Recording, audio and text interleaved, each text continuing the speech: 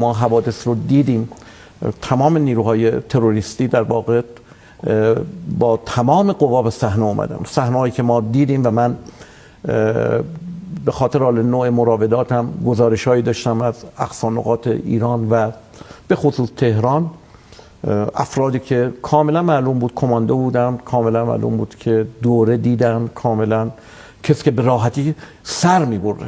یک فرد عادی هر چقدر هم که محور احساساتش بر محور عقلانیتش غلبه پیدا بکنه، یک چنین قدرتی نداره. خب شاهد بودیم که جنایات بسیار بسیار زیادی صورت گرفت.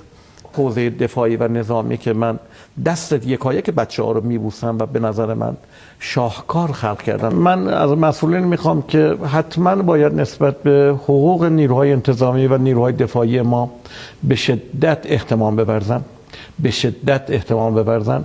این فرزندان این خاک که تمام جانشون رو برای دفاع از امنیت ملی و امنیت استراتژیک کشور گذاشتن، حقیقتا در خور هستن که زندگیشون هم تامین بشه. من از این بابت احساس نگرانی دارم.